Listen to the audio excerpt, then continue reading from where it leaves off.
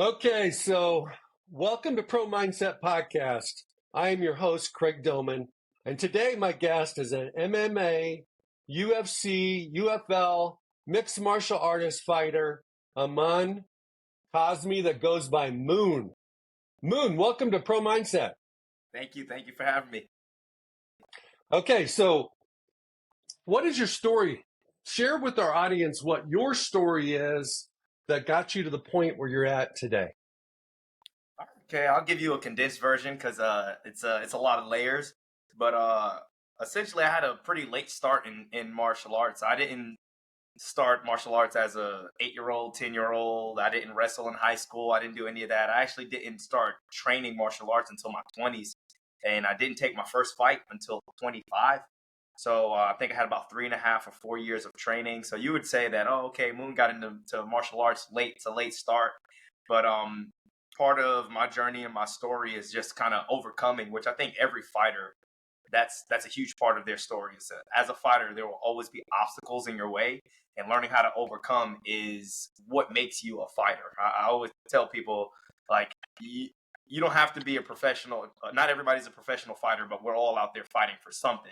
Uh, and professional fighters just learn how to use whatever it is they're fighting against as fuel to kind of drive them towards what they want. So part of my story, before I even had my first MMA fight, I had back surgery. I got into a car accident. I needed back surgery, and I remember during the period where I was kind of like on my rehab period, kind of like bed rest, kind of just rehabbing my body. I just kind of thought back to myself and was like, hey, man, if you can't do anything physically, if you can't be an athlete, what is left of you? And so I really started in investing in building myself mentally and starting seeking education and ways to expand my knowledge and build up my brain because I felt like getting my body physically back into shape was going to be simple, not easy, but simple.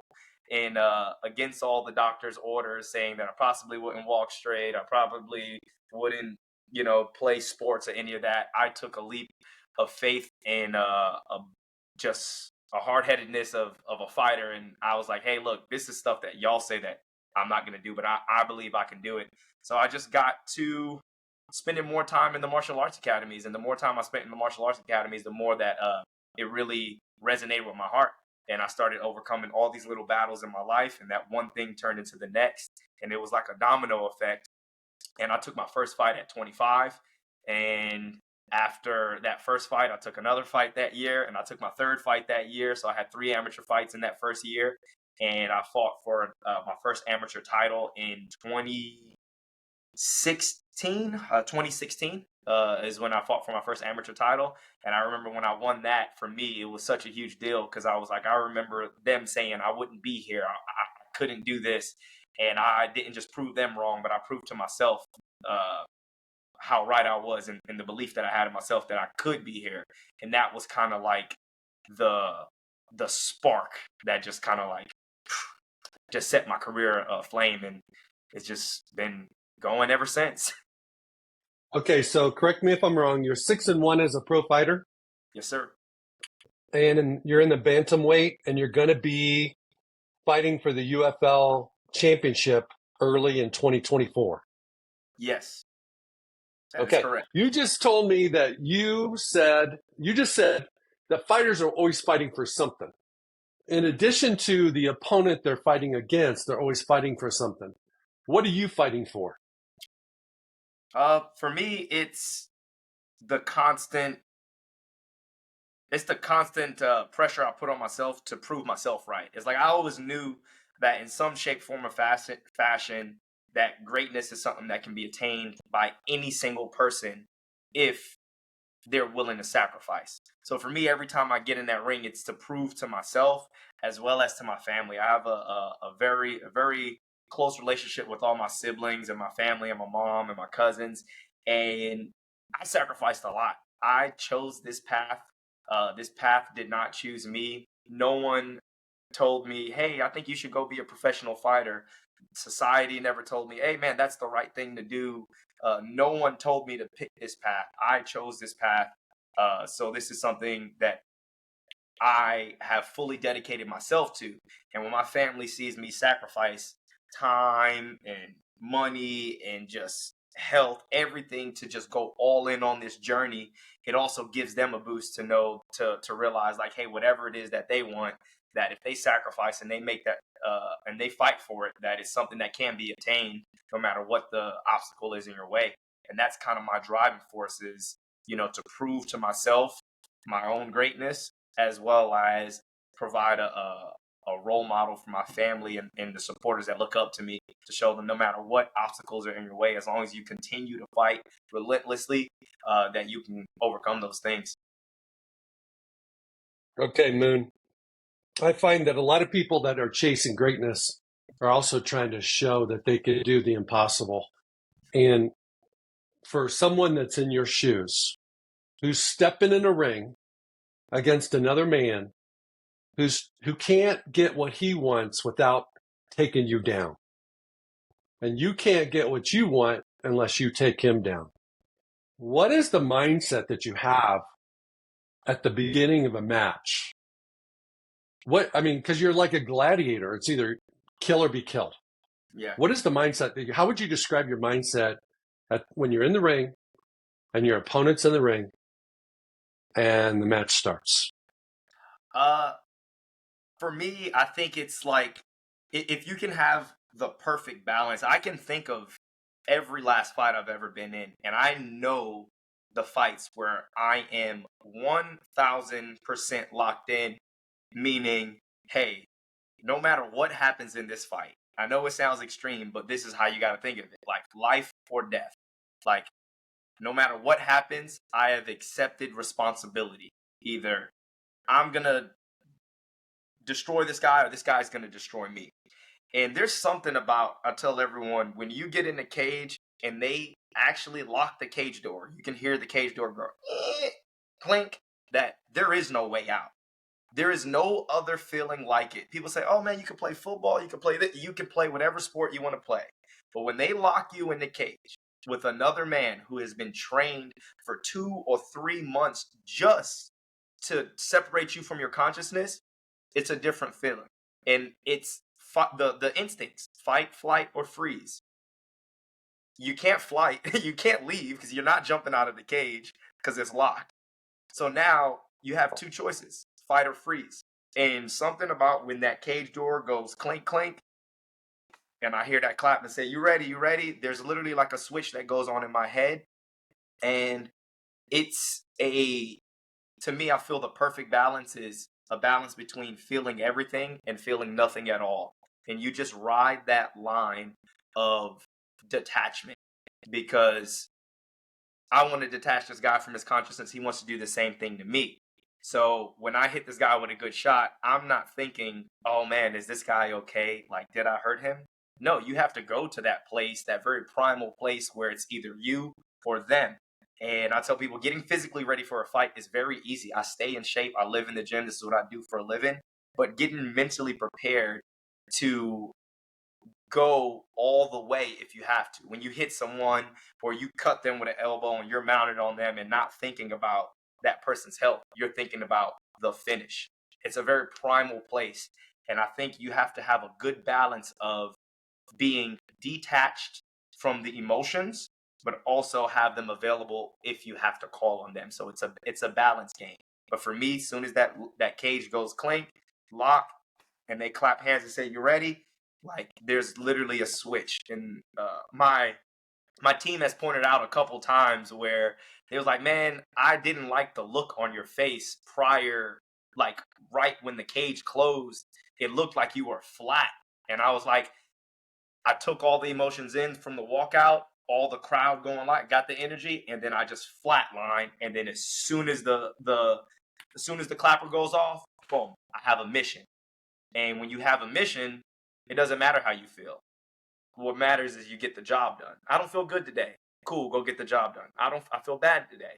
Go get the job done. I feel great. Cool, go get the job done. So that's what I look at it as. There's a job or a task at hand, and no matter what you're feeling or not feeling, you have to go perform. And that's kind of the state or the mindset that I'm in prior to a fight. Okay, so you You mentioned that there's the mental and the physical preparations before a match, before a fight. And the physical takes care of itself because you've got a training regimen, you've got systems, you've got habits. I'm sure you have some type of protocol that you follow that leads you up for the fight so that you're in tip top, maximum, awesome shape. What do you do mentally during that same time, intentionally, so that when fight day comes, you can lock in when the cage locks? The number one thing, read, write, and visualize. Because like I have a lot of I tell people there's like chaos in here. And then now you have chaos going on outside you. But you gotta really think of yourself as like the eye of the hurricane. Like there's a category 5 hurricane going on around you. But as long as you can stay centered and stay, at peace in the middle, then you can be in control. And so when the chaos is ramping up in training camp, getting ready for this event, I like to read, write, and visualize. And I'll visualize. I know it sounds crazy. I'll go on walks almost every day. It doesn't have to be long, 10 minutes, 15 minutes. And when I go on these walks, I'll put music in and I'll listen to either some of my favorite motivational speakers. It could be music. It could be instrumentals, just anything. There's something about when you visualize with music, it almost like takes me there. So if I know I'm gonna fight someone, whatever music or anything that is like resonating with me at the time, I'll play it in my head, and it's almost like my walkout song. I'm walking down the street, and I'm just like, I'm shadow boxing, and I'm just walking, and I'm just visualizing my walk to the cage over and over and over and over again until I'm kind of like there in my head, and I'll do that a lot, and then I'll mentally just put myself in every position. In training camp, when I'm training, I'll put myself in all the bad positions, not the good positions, all the bad positions, and then work out. That way I can start to build up that confidence that, hey, if this guy gets me in his best position or my worst position, I have a way out. And if I have a way out and if he can't do this, then there's no way he can stop me from doing what I'm going to do. So it's really more about me than it is ever about my opponent. The fight is never with my opponent. The fight is always with me. And so if I can be at peace with going into war, then I know I'm ready. And in order to do that, I read, write, and visualize, and that's kind of like my steps to get there. And then I have like my protocols on how I do that. It only takes me a couple weeks, but I can start getting really in the zone in about 2 or 3 weeks, like really where I'm just mentally locked in, where I say, hey, it's time to fight. Boom. I can say, all right, time to go. Let's go to waking up on fight day. Mm-hmm. What is your mental preparation and steps leading up to the walkout when you're in the arena and you're getting ready to go into the cage? You're obviously, you've got a physical protocol, you got a physical routine, but Mm-hmm. what is your mental routine when you're hours away from fighting? For me, I like to. I'm big on energy, man. I believe if you don't believe in anything, I believe in the law of energy. The law of energy states that energy cannot be created nor destroyed, only transferred from one thing to the next. So I like to use that energy in whatever way possible. So a couple hours before the fight actually starts, where I'm just kind of just in my walk around gear, nothing crazy. I like to go out and mingle with the crowd. I like to feel the energy in the building prior to me walking out to the fight. I don't want when I walk out to my fight that to be the first time that I feel the presence of the crowd, the excitement, see the lights and all these things. So what I'll do is I'll just kind of walk around and just kind of chat with people, just like a fan. I want to feel that excitement of the fight and everything. So I'll do that, and then about 5 or 6, maybe it's like 4 or 5 fights prior to my fight, I go back, I'll get my hands wrapped up, and then I'll put my headphones in and I'll start to listen to the same songs or speeches or instrumentals that I was listening to for weeks, that I was visualizing this exact moment. Because now that I put those in, it makes me realize that, hey, all this time that I spent preparing for this moment is here. And after I get my hands wrapped, and I already hit my stretch and stuff like that. I bring my gratitude journal. This is something I've done ever since I was an amateur. I'll go to my gratitude journal and I'll write my final thoughts. And for me, it's kind of like if I was writing my final thoughts before going into battle. Like, hey, I could die and I want to get whatever this is out. And I'll write things. And I normally get pretty emotional because I'm in a state of gratitude. I'm like, hey, I'm thankful for this moment. I'm thankful for the ability to do this. I get to do this. I don't have to do this. I can do a lot of other things. I chose this. So this fear, this anxiety, this anxiousness that you're feeling, good. Feel it, use it. And then remember that you spent 2 months, almost 3 months preparing for this exact moment. It's not the time to be afraid. It's not the time to be nervous. It's the time to be excited. So it's almost spot on. Every time I journal before going out, after I get my hands wrapped, I write like the past is gone, the future is not yet here, and the present is the only thing that matters. And then if it's a regular 3-round fight, I just put you got 15 minutes to the rest of your life. If it's a title fight, 25 minutes to the rest of your life. And that simply means, hey, you got to leave it all out there. There needs to be no second guessing that after 15 minutes, if you fought your hardest, that man, I could have gave a little bit more. It's 15 minutes to the rest of your life. And that's like when I write down, hey, those last words, I'll play my music, and then I kind of just go, I put my hoodie on and I get in my own head, and then we start our physical routine. So once I get mentally checked in and then the physical routine goes, it's like, boom, now you're ready. I normally shed a couple tears or a couple tears before that, just because when I'm writing everything that I'm grateful for, it just really hits home to me. You know, I start writing stuff that like really is dear to my heart. And it's nothing crazy. I can be thankful for my family, for the present moment, for my team, for everybody that got me here, all the people that don't see the big army behind you. All they see is you walking to the cage. But I start being grateful for every last thing. And then I always just write like, thank you for my victory. Thank you for my victory. And I'll write that until a whole page is done. It'll be a whole page of just thank you for my victory. I'm thanking myself in advance for this victory that I'm going to achieve. Okay, can I throw something out at you, boss? Yeah. Okay. I'm just going to take what you told me, and I'm going to put it in the pro mindset model and kick it back to you. Okay. Your story is what has got you to where you're at. And if you want to get somewhere different, you have to write a new story. And one of the ways you can write a new story, you already do it. You read, you write, you visualize. In your writing session, write your intentions, write your gratitude, all that stuff. Reframe your past. Look at your biggest failure and take the lesson from it. Find your biggest hater, forgive them, and learn a lesson from it. Gain some motivation from it. And then put it into an audio that you can listen to as a part of your routine. Because now it's your voice telling you who you are and why you do what you do and what your purpose is. And listen to that every day.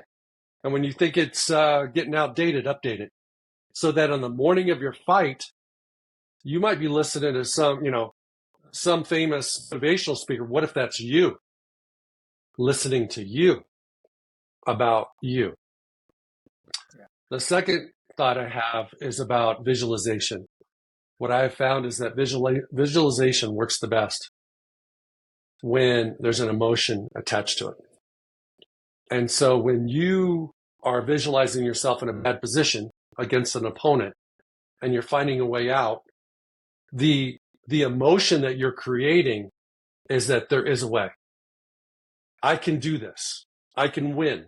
There's not going to be anything I can't get myself out of. And so really like diving into what that emotion is, and it can change over time. It can change from fight to fight. And then the last suggestion I have is, you're right. Nobody else goes in a cage. And they either fight, they freeze, or they can't get out. There's nothing else like it. I mean, football, you just wave your hand until it, start pulling your, touching your hamstring, and they take you out of the game. There's so many sports where you can exit stage left. Time out. There is no time out. There's no timeout.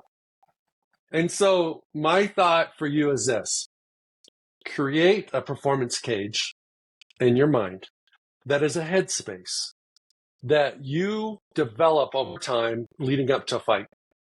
So on fight day, the only thing that's in that headspace cage for you, that performance cage, is the things you're thankful for, your gratitude. It's everything that serves your best interest. Everything that's for you. All the obstacles that you've overcome, that's there. Because that gives you confidence and belief in who you are. Bring all your momentum for being consistently consistent. Bring that with you into your performance cage. And anything that doesn't serve you, like chaos, haters, media, whatever, doubters, they don't get to go in the cage. So that when you have the fight and you do your walk up and you're in, they lock it. It's who you are. That performance cage becomes your identity. And you don't have to be anybody else but you. And the guy, assuming everybody's got similar talent, the guy with the best identity is going to win. Yeah. It's funny. It's funny. Like, you're saying things that I have either thought of or maybe have done in a different way. Like now, so I had eight fights as an amateur, and now I have 7 fights as a pro. And my best friend, who's also my head coach, Lathan Lawson, we would go back and listen to some of my old interviews the same way that you're talking about, like, hey, like, make that recording of yourself. And I told him that I would go back to make sure I was being the most authentic version of myself and sticking to my own word, not what nobody else said for me, but what I said I wanted to do for myself. And I think maybe to put it on a concentrated like a format to where it's one specific thing to listen to, that's something I'll definitely have to do in order to kind of up that mental game. I'm always up to improve in the mental and physical aspect. I tell everyone, I'm like, people think that the mental is separate from the physical. I'm like, they're a part of each other. Like, your brain is an actual organ, so it is a physical part of you. But a lot of times we separate the two. But when you learn, and that's what I've learned as a fighter, is when you can like blend your mental and your physicality, is when you really start to get special things. And what you said about like have all the good performance cage and then all like the negative, the naysayers, that I have an album in my phone called the Cookie Jar, and I have a good cookie jar and a bad cookie jar. And for me, the bad cookie jar is the naysayers, the this, the that, the third, and then the good cookie jar is really things that feed my heart. Anytime somebody gives me some kind of positive sayings or affirmations or some kind of praise or anything. And I had to speak when you were talking about the law, the failure or anything like that stands out big. I had a moment where my first loss in 6 years, the only loss I have on my record as a pro, or an amateur, was a main event on UFC Fight Pass for Icon in front of Jorge Masvidal. And that moment right there was probably, it wasn't the lowest moment because I was already going through all kind of crazy stuff outside of the fight. But that moment right there, I learned so much more from that loss than I probably learned in a lot of the wins that I've had. And I've used that moment particularly. Everybody was kind of concerned, like, oh my God, this guy hasn't lost in 6 years. He took an L. What is he going to do now? And then I just showed everyone that from that loss, I became you hear it all the time, win or learn. I'm like, look, after that loss, what do you got? First round knockout, second round TKO, fighting for a belt. And it was like that loss was not something that just spiraled the momentum going down. It was a rebound effect of going down and then boom, shooting back up. Only if you can learn from those moments. And I just praised my team because we never looked at all those wins when I got those wins as wins. We looked at the wins as a loss. So I already built up this habit. No matter if I win or lose, where can I improve? And then so because we already looked at the wins like that, when I did take my first ever L, we were already in that same mindset of, hey, what can we improve? So it just kind of created a good rebound effect and allowed me to do exactly what you're saying, kind of like have my own like mental cage. I guess these are things that I need to uh, kind of compartmentalize to make a little bit more concentrated. But I have that in my head, like the good mental cage, and then just the doubters, the naysayers, and things like that. What was the one or two things that you learned from your loss that have helped you rebound? Number one, control what you can control. It's hard it's extremely hard. People live this life of comparison with all the social media shit going on. But when you're an athlete and you're in a room full of athletes, sometimes environment dictates behavior. Like if they call it fighting on death's ground. If you're burning the boats, hey, we're going to go to war. We land on the beach. We burn the boats. We're not going home. So guess what? You either win or you die. And the environment you're in can dictate your behavior. And I was just fighting. In that first loss that I took for training camp, I had a lot of stuff going on in my personal life, and I was just fighting in my personal life, not physically but mentally. I had all these battles, and I wasn't being the IQ fighter that I have literally created my whole entire fight career. Was, hey, wherever you're the strongest, not wherever you're the strongest at, get them there, but wherever they're the weakest at is where you want to take them. So you need to develop a skill set to take wherever their weak point is, take them to there. And in that loss, I learned to control what I can control. You do not have to fight every last time a fight is presented to you. And I did so much sparring and so much fighting in that training camp. And I wanted to win everything because it was the biggest fight of my career. I wanted to win, win, win, win, win, win, win. And if you're focused on the win, a lot of times you're going to come up with a loss because you're trying to rush to victory. And when you rush to victory, you make mistakes. And it's better to be fast. It's better to be correct than it is to be fast, because fast and wrong is still wrong.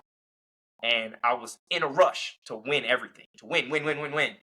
And when I learned that, hey, take a step back, control what you can control, and focus on the game plan, because the game plan will lead you to the victory. You're not making a game plan to lose, right? Nobody puts a strategy to lose a war, right? The strategy is to win. So when you hit me with a good punch or a good kick, am I getting emotionally invested that, hey, I need to hit you back?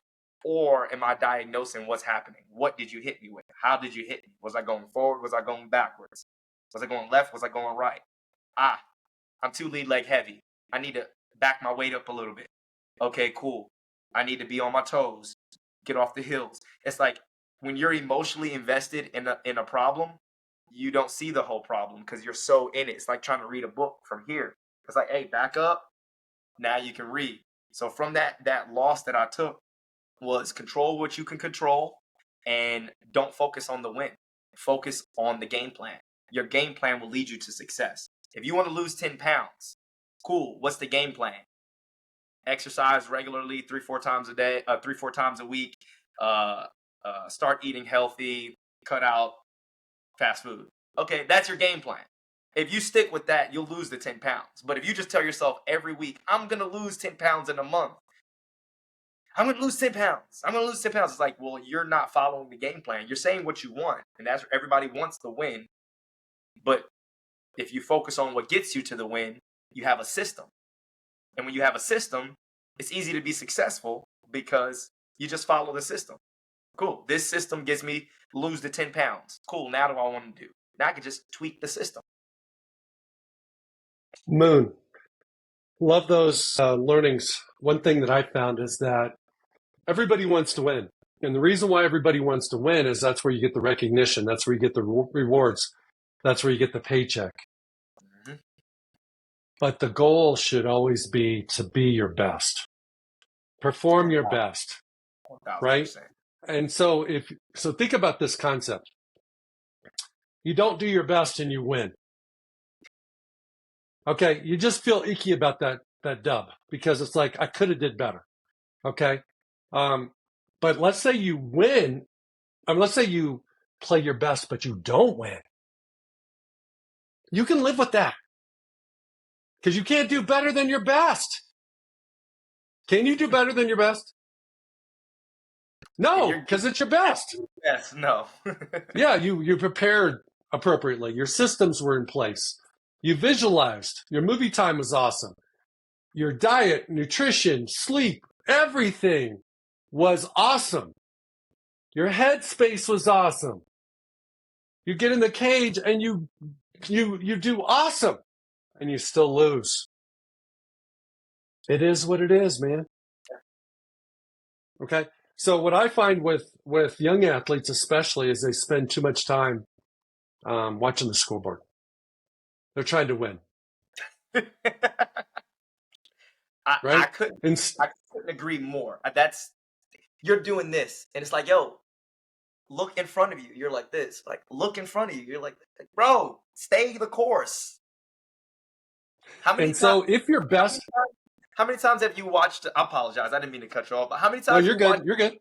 A football game or a basketball game where there's big momentum shift, particularly in the third quarter. And I say this in the third quarter because halftime, you have a break, you come back in the third quarter, maybe the team was winning. They're like, oh man, if we keep this lead, we'll just push on to the fourth quarter. There'll be no more time. And then that team gets momentum. Boom. And then the winning team does what? Starts looking at the scoreboard like they're catching up. It's like, you wouldn't have to look at the scoreboard if you would have just stayed the course and been as aggressive in the third quarter as you were in the first and second quarter. No, I see it all the time. And I think one of the things that you're describing is, can you play free? Can you get in the zone? Can you play where you don't care what people are thinking? You don't care what the scoreboard says. Because when you play free, you typically play your best. Yes. And if your best is not good enough, what do? You go back to the drawing board. You devise a different workout regimen, better systems to improve your endurance, to improve your kick, whatever it is that's lacking, you need to get better at. But you don't worry about that when you're in the fight. Yeah. In the fight, you just want to do your best. So let me because we're in a results society, mm-hmm. I do care, but I don't care how hard you work. I don't care how much you want it. I don't care how many hours you spent getting ready for a fight. Let's say I'm fighting you next. And goodness gracious, I would die. But let's say I was fighting you. Okay? It doesn't matter. What matters is, what are you showing up with when you get in the cage, and what am I showing up with? And so I see a couple things that hold people back. One is that you've probably seen people at the airport. They got a backpack. The airport's crowded. They're just zooming through. Then you got guys that got like a luggage cart, 5 bags, car seat, all this stuff. They ain't not moving very fast. If it's crowded, they just kind of inching along. So when you show up for your fight, you want to be wearing a backpack. Yeah. You want to travel light. You don't want to have any heavy emotional baggage with you. Yeah. That's number one. And number two is the idea that you only know you. No one knows you better than you. How can you create that environment where you can play free with maximum belief in who you are and maximum confidence in what you do?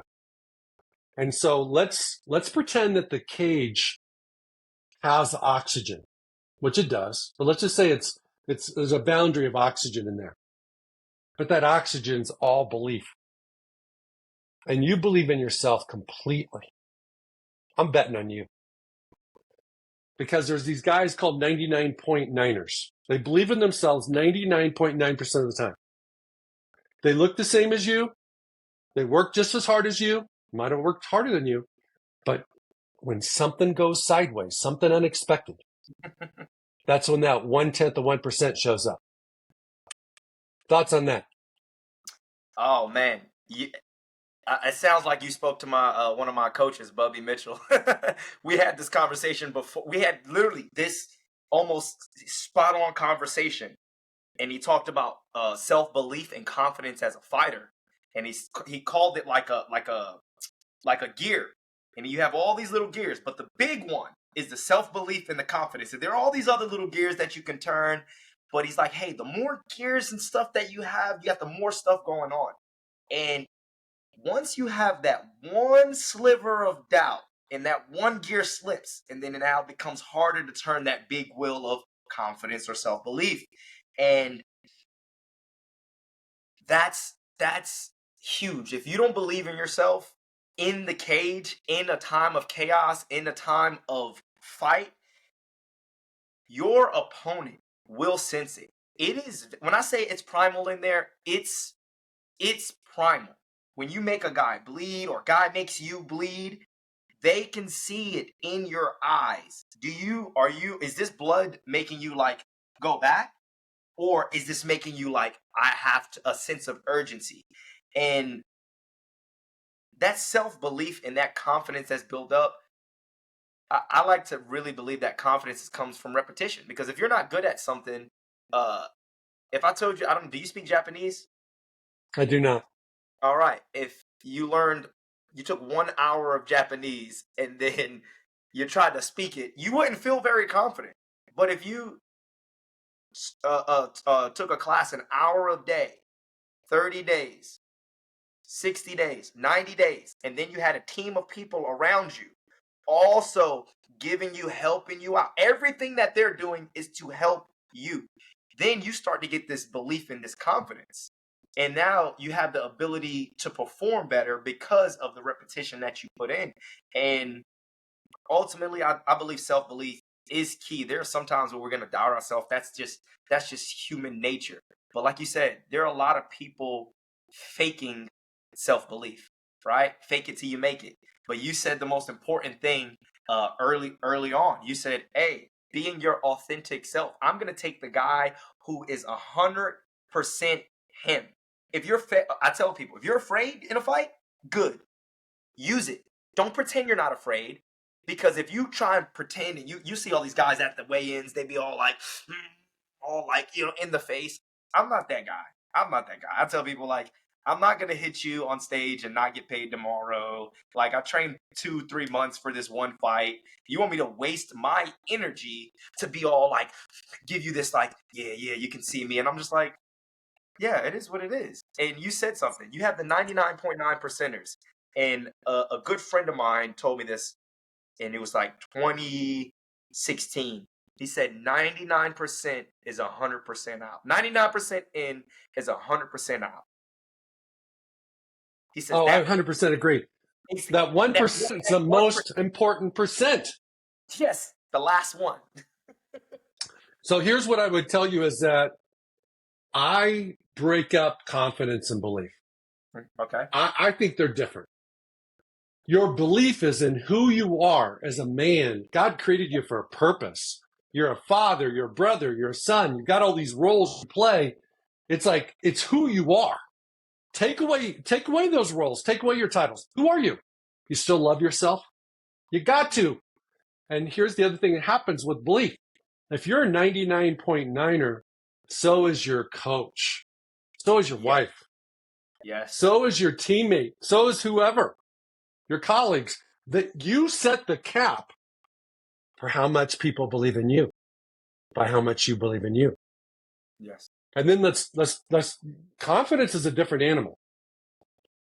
You know, like you said, if I just started learning Japanese, I wouldn't be very confident about Japanese. That does not impact how I feel about me.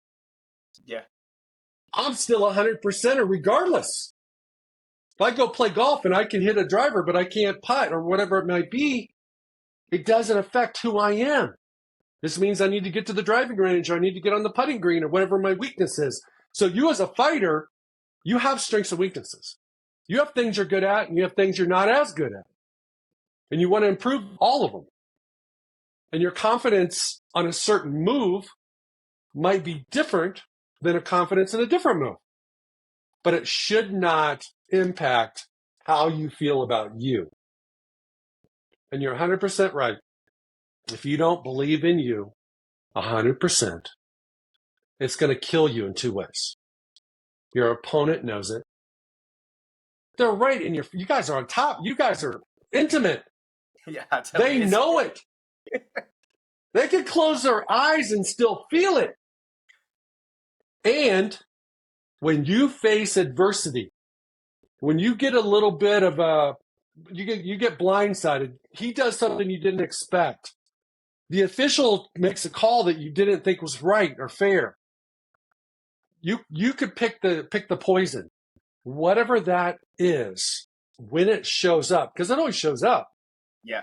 That 1% now becomes everything. I have two. I have three. When you say that, I have three of my fights that stick out on both sides. One where I saw that in my opponent, and one where the opponent's corner thought that I would give up because I was bleeding. So this is my first UFC Fight Pass fight where 20 seconds into the fight, like you said, adversity. It was, I got caught with a hook. I came in, boom, boom, boom. I got caught with a little hook. And then when what came in, we clashed heads and I split open right down the middle. I can't see out my left eye, but I'm trying not to blink or move it because I don't want the referee to say anything. This is 20 seconds into the fight. So because we were so close, I let the guy grab me and just turn me on the cage so I can assess what's going on. I can't see out out of my left eye. And then so when I look down, thank God I got these like bushy ass eyebrows and these long eyelashes. Because when I looked down, I just saw the blood leaking and it like parted ways where it kind of came down here versus like directly in my eye. So it started coming down here. So it cleared out. And I hear this guy's corner say, he's bleeding. He's going to give up. And I was just like, in my head, I'm like, 20 seconds into the fight, you think I'm going to give up? Cool. And it ends up going three round war, crazy fight. On the other side of that, I fought this guy my last fight as an amateur. Everybody was afraid to fight him. He was 7-0. He had like 6 finishes, a real strong wrestler, 4 guillotine finishes. He would just impose his will on fighters. And I was like, I looked at his record. Me and my coaches looked at film and I was like, man, none of these guys are fighting him back. And I was like, all these guys are fighting his record. No one's fighting him. Like, they're like, as soon as they get in there and he gets hit, they start backing down. And I'm like, he is literally intimidating you guys and no one's fighting. You're giving ground. I said, man, he ain't never had nobody fight him before. And that's where I'm going to win this fight. And first minute into the fight, I'm feeling him out, kind of just countering, just kind of see what he do. I throw a heavy cross. He shoots, takes me down, gets to side control, and I'm like, this is not a good position because this is where he finishes his fights. So I decide to give up the back because I'm like, hey, I can give up the back, fight the choke, stand up because he's going to go for the rear naked choke if I give the back. Otherwise, I'm going to stand up. So I said, fuck it. Turn, give up the back. He climbs the back like I'm thinking. And my corner's like, hey, you're good. Just fight the choke, let him go.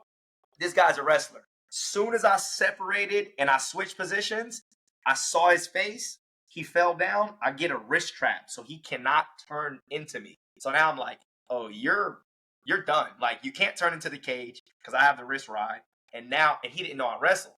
And I cracked him. And when I cracked him, his face turned. The referee was like, hey, that's a shot to the back of the head. And I'm like, no, it's not. Like, he turned his face because he saw me about to punch him. At that point in time, I got taken down. I gave up my back. And the referee just separated us. So nothing is going in my favor. Everything's going in this guy's favor. But when I switched positions, when he got to his best position, I got out of it. I reversed it and then started ground and pounding. I saw the look in his eyes. They separated us. And for a whole minute and a half, I saw the doctors in there. And I'm just sitting over there. I'm standing up. And I could see the look in his eyes. And he's like, oh, shit. Yes, that's exactly what I saw. My corner, as soon as they clapped the same, my corner said, hey, put the pressure on him. I was not counterfighting anymore. I was like, I'm taking the fight to him. What did I do? Fake the shot, throw an overhand right, clip him on the chin. He goes back to the cage, and then now he starts retreating. I catch him with a head kick, split him open. Second round, I get knockout. I'm a knockout of the year. Switch stance, hit him with uppercut, flatline, and it was like I saw that chink of doubt right there. We're like, fuck. I wrestled this guy. I didn't think he was a wrestler. I didn't think he knew how to wrestle. And then he got out, reversed it, and put me in a bad position. And he didn't get out that position. The referee took him out. So he didn't have confidence that if he got in that position, he could get out.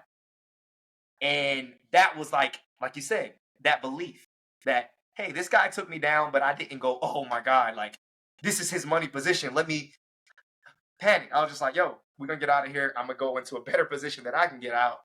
And then when it happened to him, that sign of adversity, it was like the first sign of adversity. I just saw it in his eyes. I was just like, all right, I know what's going on here. I was like, I've been in 3 bad positions in less than a minute, and I worked my way out of every last one. And now he's in his first compromised position, and I can feel the energy go from like this to like this. And that's a huge difference. Like I said, this is intimate. We're here. And you guys are way intimate. Yeah, that happened in my Icon fight in February this year. The guy came and we were like posing off, and he's like in my face, and I'm like, I just kind of laughed, and I'm walking off stage like thumbs up, and everybody, it made like a bunch of like memes and headlines and stuff, because everybody's like, who's this dude like smiling, giggling, and giving a thumbs up? And this is something that I learned from like reading Bruce Lee and his philosophy. It's like when your opponent expands, you contract, and when they contract, you expand. Like, you don't have to meet force with force. It's a waste of energy. And I'm like, he's like let's go. And I was like, come on. And then that's exactly how the fight went. He was aggressive, and I was just like, come on. And I moved, and I sucked him in, and then boom, as soon as he relaxed, that's when I went, and then I got the knockout. And it's like, if you're authentically you, then you have a better chance than if you're trying to be something you're not. Because then that doubt is going to come in, because that's not you. Well, Moon, you said a lot of awesome things there. I really appreciate the play-by-play on a couple of those fights, because that really gives me anyway a perspective on what you're dealing with and how you're thinking and how you're strategizing. But something I can tell you is that when you really go strong in your movie time and your visualization through every possible situation with a positive outcome in every scenario, and you either have music going on or you've got your own voice in the background and you attach emotions to it, what happens is you've already won the fight before you've stepped in the cage. And when you truly are ready for a fight, it's over before it starts. And so, just like quarterbacks, they have to complete the pass before they throw it. Mm-hmm. You know, baseball players have to hit the homer before they swing the bat. It's like, you've got to win your fights before you show up in Vegas or wherever you got to go. Yeah. And so your goal should be, what do I got to do physically? What do I have to do mentally? And what do I got to do spiritually? So when I get off the airplane in Vegas or wherever your fight's at, it's already over. And now it's just go do it. Yeah. Like I said, man, it's like you speaking to my coach, like one-on-one. He would tell me like a couple days before the fight, like weight cut week. He's like, hey, he would just say, the hay's in the barn. Like, the work is already done. You already won, right? You've already had every outcome possible, and you've seen yourself winning. You visualize yourself there. Now, the hay is in the barn. The work is done. You've won all the most important things leading up to the fight. And that's big for me. I'm like, that's why I just say, man, if you win the day, win the day. If you win the day and you win enough days, you'll win the week.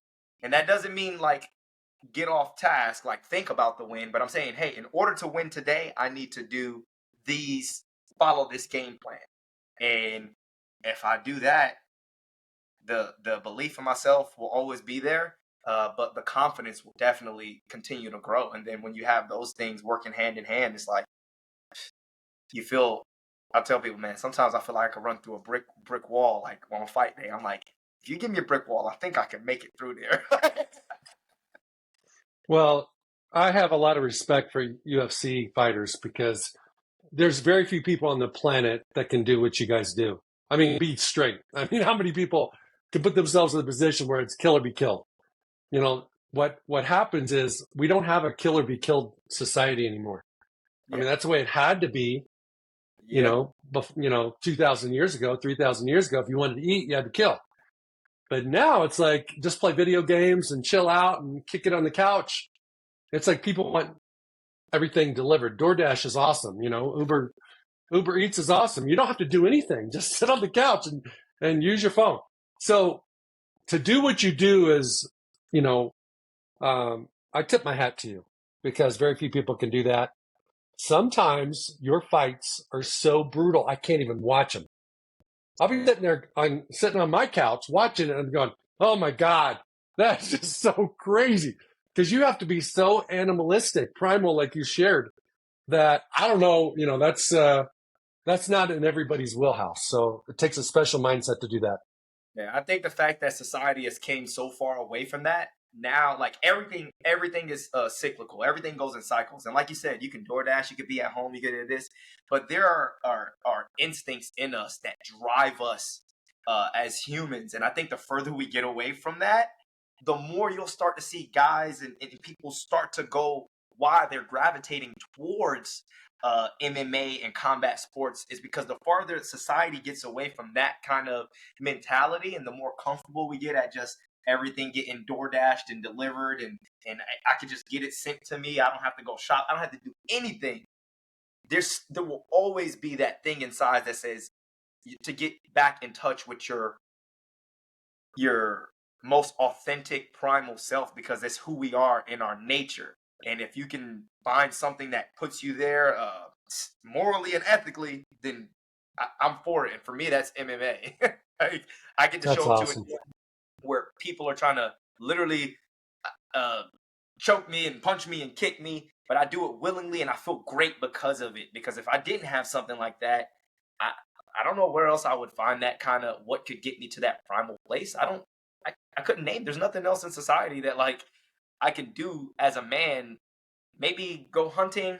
I don't, but I don't know. But like for me, the physical and the mental and that spiritual connection that you get from being a combat athlete, a martial artist, it's man, it's unmatched, man. To me, I don't. There's nothing like it on the planet. Well, Moon, what you just described is that you're alive. You're living life. You're living life on the edge, and you love it, and you enjoy it, and it's become your purpose. It's your mission. It's how you get to demonstrate your true identity. Yes, sir. So, all right, brother. Well, I want to thank you for being on Pro Mindset. This was first time I've had an MMA guy on my podcast. Um, I really enjoyed it, and I want to thank you for being on. Hey, it's Craig Dillman, the host of Pro Mindset Podcast.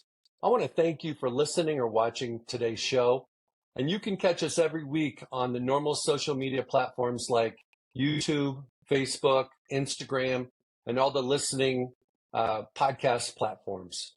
I hope you enjoyed today's show, and more importantly, I hope you gained a pro mindset insight.